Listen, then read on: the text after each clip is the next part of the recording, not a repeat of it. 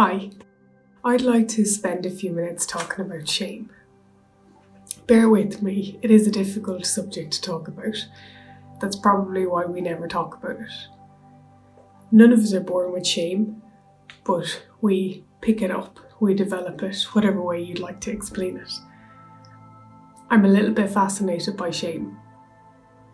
I guess I'm fascinated by shame because we all experience it, but we don't speak about it. Shame is not the same thing as guilt. Guilt is if I do something that doesn't go along with my belief system and I want to correct that behaviour. The feeling of guilt might help me correct that behaviour. The feeling of shame is not going to help me correct that behaviour. So guilt is I did something wrong, shame is I am something wrong. There's a researcher in America who studies vulnerability and shame, and I'd like to read her description of shame. So she says that shame is the fear of disconnection. We are psychologically, emotionally, cognitively, and spiritually hardwired for connection and love. Connection, love, and belonging is why we are here, and it's what gives us purpose and meaning. Shame is the fear of disconnection. It's the fear that something we've done or failed to do, an ideal that we've not lived up to, or a goal that we have not accomplished makes us unworthy of connection. So we say, I'm not worthy, I'm not good enough for love, belonging, or connection.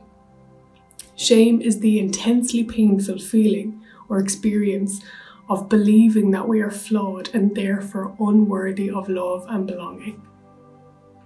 She goes on to describe 12 main categories of shame that they found. But if any of us spend 30 seconds trying to think about what those categories would be, we'd probably get most of them right. So we don't need to talk about that.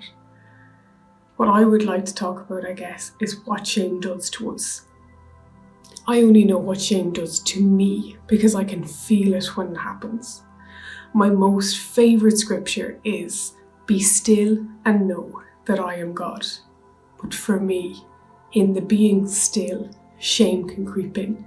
And if shame creeps in that being still, then being still is not something that I want to do. Or being still is something that I believe that I cannot do. When I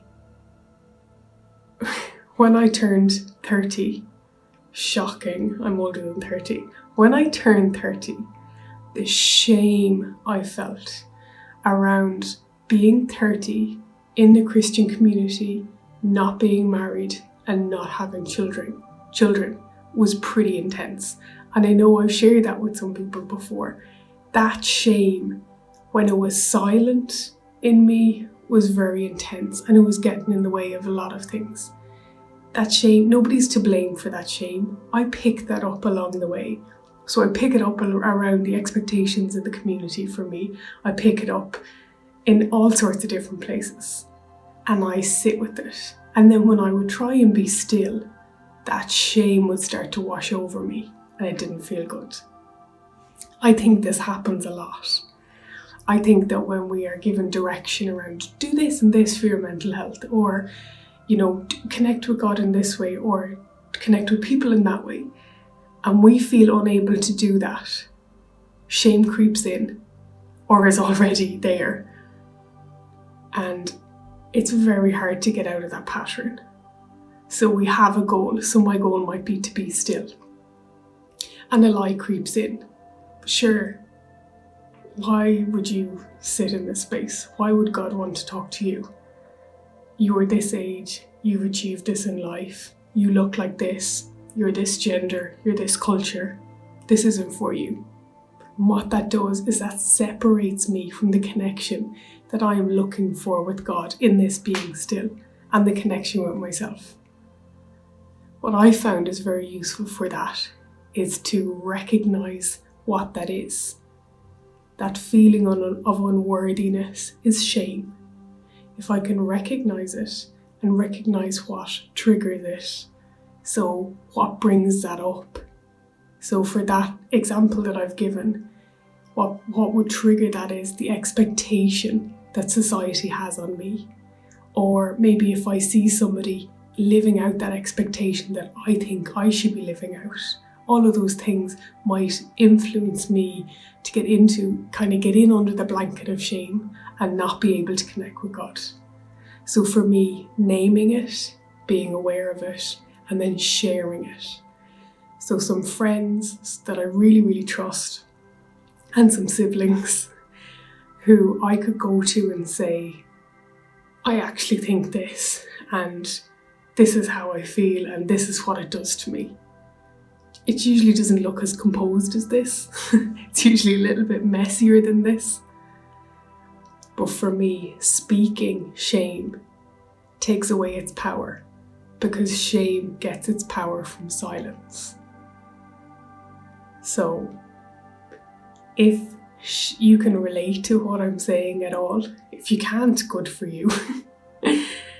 If you can, and if this time has actually maybe increased the shame that you feel, that's okay. Try this.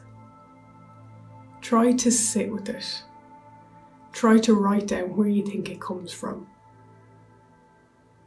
Try to share it with somebody who you really, really trust.